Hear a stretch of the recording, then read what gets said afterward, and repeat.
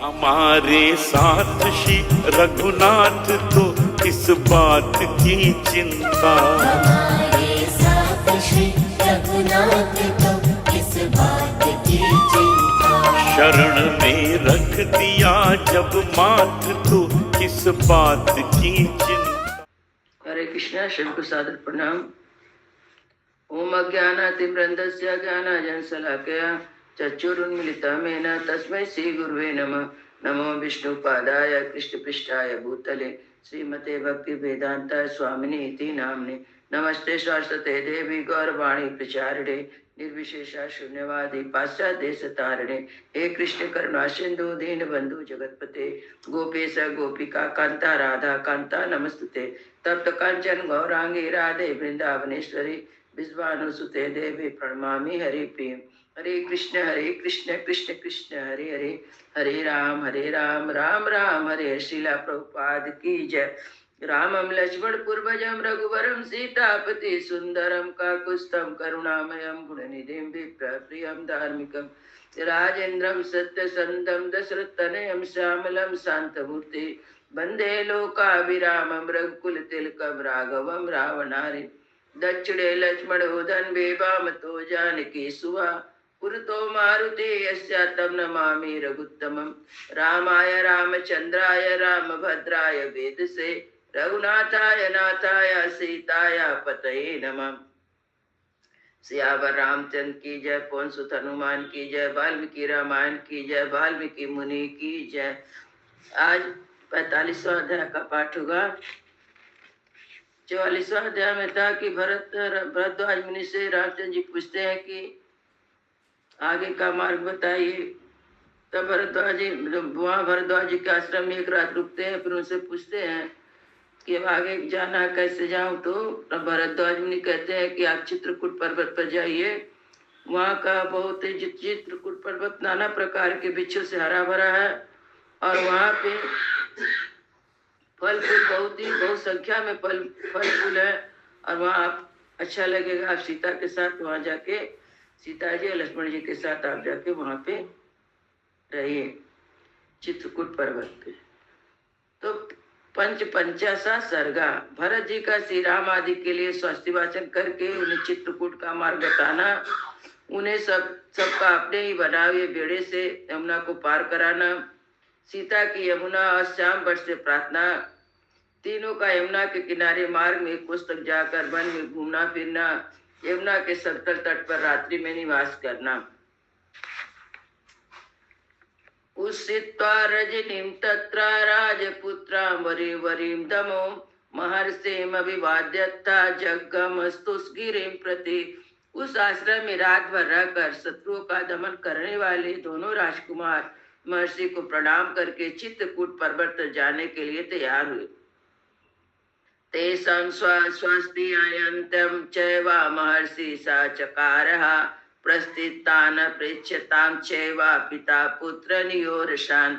उन तीनों को प्रस्थान करते देख महर्षि ने उनके लिए उसी प्रकार स्वस्ति वाचन किया जैसे पिता अपने औरस पुत्र का यात्रा करते देख उनके लिए मंगल सूचक आशीर्वाद देता है। तथा प्रचकर्मे वक्तु वचनम सा महामुनि भरद्वाजो महातेजा रामं सत्य पराक्रमा। तदंतर महातेजस्वी महामुनि भरद्वाज ने सत पराक्रमी श्री राम से इस प्रकार कहना आरंभ किया। गंगे यमुनयो संदे मा सद्य मनुजर्षभो कालिंदी मनुगच्छेताम नदी पंचान मुखाम स्थिताम। नरश्रेष्ठ तुम दोनों भाई गंगा और यमुना के संगम पर पहुंचकर जिन्हें पंचमुखी होकर गंगा मिली है उन महानदी यमुना के निकट जाना। जहाँ पश्चिम मुखी होकर गंगा मिली है उस महानदी यमुना के निकट जाना। अतः साध्य तु कालिंदी प्रतिशोत समागताम तस्या तीर्थम प्रचरितम प्राकम्य प्रेच राघवा तत्र युवम प्लवम कृत्वा तरसाम सुमति नदी। रघुनंदन भरद्वाज मुनि कह रहे हैं, रघुनंदन तदंतर गंगा जी के जल से वेग से अपने प्रवाह के प्रतिकूल दिशा में मुड़ी हुई यमुना के पास पहुंचकर लोगों के आने जाने के कारण उन्हें दो पद चिन्हित अवतरण प्रदेश पार उतरने के लिए उपयोगी घाट को अच्छी तरह देखभाल कर वहां जाना और एक बेड़ा बनाकर उसी द्वारा सूर्य कन्या यमुना के उस पार उतर जाना। ततो न्याय क्रोध मासद्या महंतमरितच्छदम परितं बहुभिवृश्चे श्यामं सिद्धोपसेवितं तस्मिन् सीतांजलि कृत्वा प्राञ्जीयुता शिवं कृमां समासाद्या च तं वृक्षं वसेद्वाति क्रमेतवा। तत्पश्चात आगे जाने पर एक बहुत बड़ा बरगद का वृक्ष मिलेगा जिसके पत्ते हरे रंग के और वहाँ चारों ओर से बहुत संख्य दूसरे वृक्षों का घिरा हुआ उस वृक्ष का नाम श्याम वट है। उसकी छाया के नीचे बहुत से सिद्ध पुरुष निवास करते हैं। वहां पहुंचकर सीता दोनों हाथ जोड़कर उस वृक्ष से आशीर्वाद की याचना करे। यात्री की इच्छा हो तो उस वृक्ष के नीचे पास जाकर कुछ काल तक वहां निवास करे तो वहां से आगे बढ़ जाए। कोसमात्रे ततो गत्वा नीलम प्रेच्छ च काननम सल्लिक बद्रिका मिश्रम रम्यम वंशचया मुने। श्याम वट से कुछ दूर जाने पर तुम्हें नील वन का दर्शन होगा। वहाँ चीड़ और बेर के भी पेड़ मिलेंगे। यमुना के तट पर उत्पन्न हुए वासों के कारण वहाँ और भी रमणीय दिखाई देगा।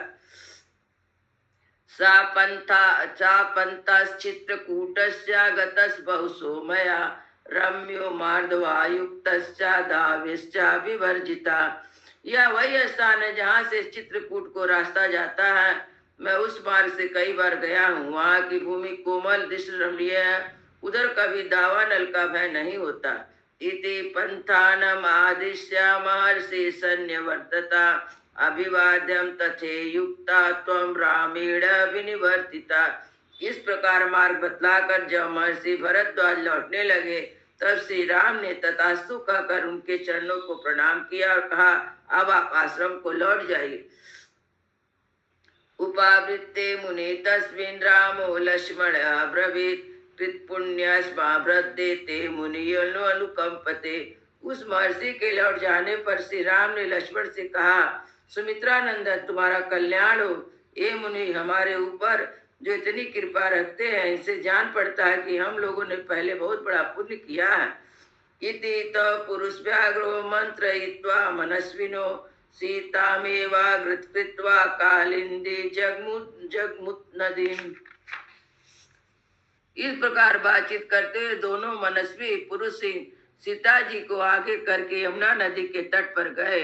अतः साध्या तु कालिंदीम शीघ्रस्तोस्तस्मिन् नदीम चिंता महापेदिरे साध्यो नदी जलति तीर्षवा। माँ कालिंदी का स्रोत बड़ी तीव्र गति से प्रभावित हो रहा था। वहां पहुंचकर वे इस चिंता में पड़े कि कैसे नदी को पार किया जाए, क्योंकि वह तुरंत ही यमुना के जल को पार करना चाहते थे।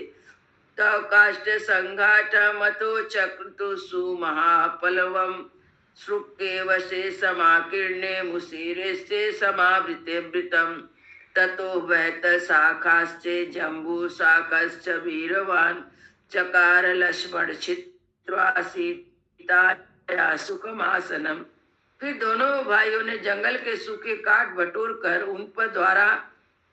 उन्हीं के द्वारा एक बहुत बड़ा बेड़ा तैयार किया। वह बेड़ा सूखे बांसों से व्याप्त था और उसके ऊपर खस बिछाया गया था। इधर अंदर पराक्रमी लक्ष्मण ने बेत और जामुन की टहनियों को काट कर सीता के बैठने के लिए सुखद आसन तैयार किया।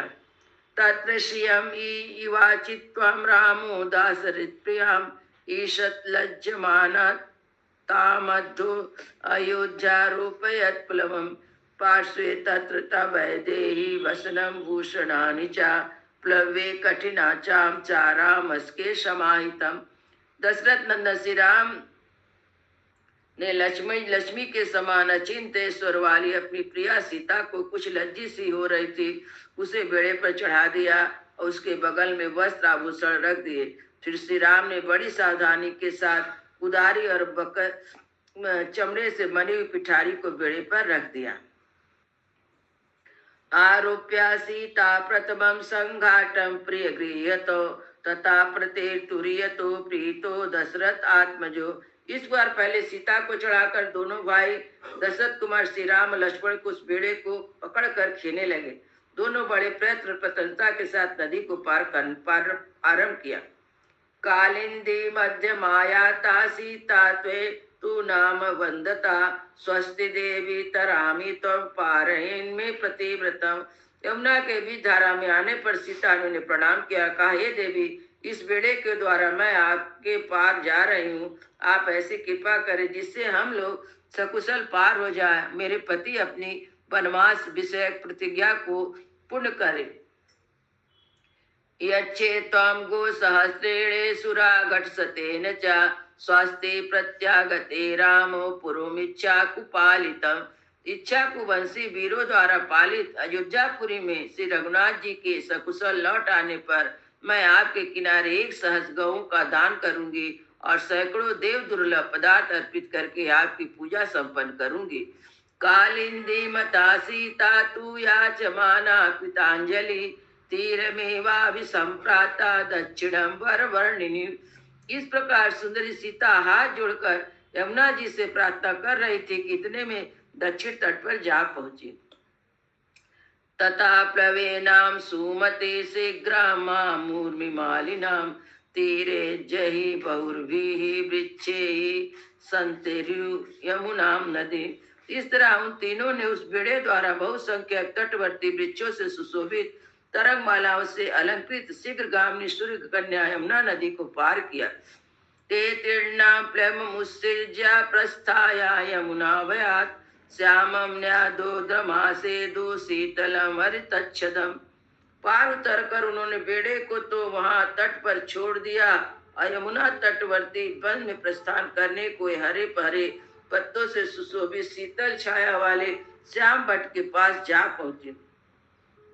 न्याद्रोदम समुपागम नैदेही चाभ्य बंधता नमस्तुस्ते महावृक्ष परे में प्रतिव्रता।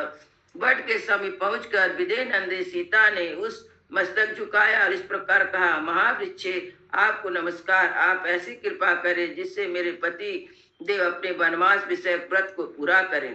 कौसल्याम चैव पश्येमां सुमित्रा च यशस्विनीं इति सीतांजलि कृत्वा पर्यगच्छन् मनस्विनीं। तथा हम लोग वन से सकुशल लौटकर माता कौशल्या तथा अश्विनी सुमित्रा देवी का दर्शन कर सके, इस प्रकार कहकर मनुष्य सीता ने हाथ जोड़कर वृक्षों की परिक्रमा की। आलोक्यम तात सीता सीता मायाचन्ते मणिनन्दितां दयितां च विधेयां च रामो लक्ष्मण अब्रवीत। सदा अपनी इस आज्ञा के अधीन रहने वाली प्राण प्यारी सती साध्वी सीता को श्याम भट्ट से आशीर्वाद की याचना करते देख श्री राम ने लक्ष्मण से कहा, सीता मादाया गच्छा त्वम अग्रतो भरतनुजा तिष्ठतो अनुगमिष्यामि सायुधो द्रुपदाम्बराम। भरत के छोटे भाई नरसेन लक्ष्मण, तुम सीता को साथ लेकर आगे आगे चलो, मैं धनुष धारण किए पीछे से तुम लोग की रक्षा करता हुआ चलूंगा। यत् यत् फलं प्राप्यते पुष्पं वा जनकात्मजा तत् प्रच्छ वैदेह्या यात्राया रमते मना। विदेह कुल नंदनी जनक दुलारी सीता जो जो फल या फूल मांगे अथवा जिस वस्तु को पाकर इनका मन प्रसन्न हो वह सब इन्हें देते रहो। एक एकम पादपम गुल्पम लताम व पुष्पशालिनम आदिष्ट रूपा पश्यन्ते रामा प्रयच्छ सावला। सीता एक एक वृक्ष झाड़ी तथा पहले की ना देखी हुई पुष्पशोभित लता को देखकर उसके विषय में श्री रामचंद्र से पूछती थी। रमणीयान बहुविधान पादपान पुष्पोत्करान सीता वचन संरब्धम आनयामास लक्ष्मणा। तब लक्ष्मण सीता के कथनानुसार तुरंत ही भांति भांति के वृक्षों की मनोहर शाखाएं और फूलों से गुच्छे लाला कर उन्हें देते थे। विचित्र वालुका जालाम हंस सारस नादिताम रेमे जनक राजस्या सुता प्रेक्षण तथा नदी। उस समय जनक राज किशोरी सीता विचित्र बालुका और जल राशि से सुशोभित तथा हंस और सारसों के कलनाद से मुखरित यमुना नदी को देखकर बहुत प्रसन्न होती थी। क्रोश मात्रम ततो गत्वा भ्रातरो राम लक्ष्मणो बहून मेध्यान क्रीडान हत्वा चेतुर्या मुनावले। इस तरह एक कोस की यात्रा करके दोनों भाई श्री राम और लक्ष्मण मार्ग में मिले हुए हिंसक पशुओं का वध करते हुए यमुना तटवर्ती वन में भी चरने लगे। बृहत्यते बृहड़पूग नादिते सुबे बने वारण वानराविते समम नदी वा प्रमुक्त पेय सत्वरम निवास समाजाग्मुर्दीन दर्शन।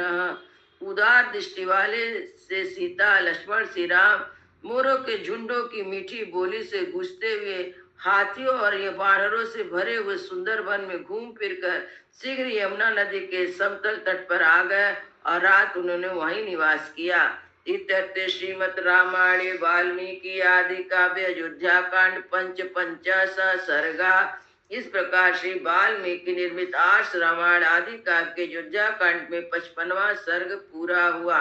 मंगल भवन मंगल हारी द्रवौ सो दशरथ अजीर बिहारी। राम सिया राम जय जय राम।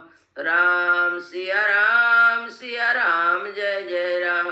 श्याम रामचंद्र की जय, पवन सुत हनुमान की जय, सब भक्तन की जय, सब संतन की जय। जय जय सीताराम।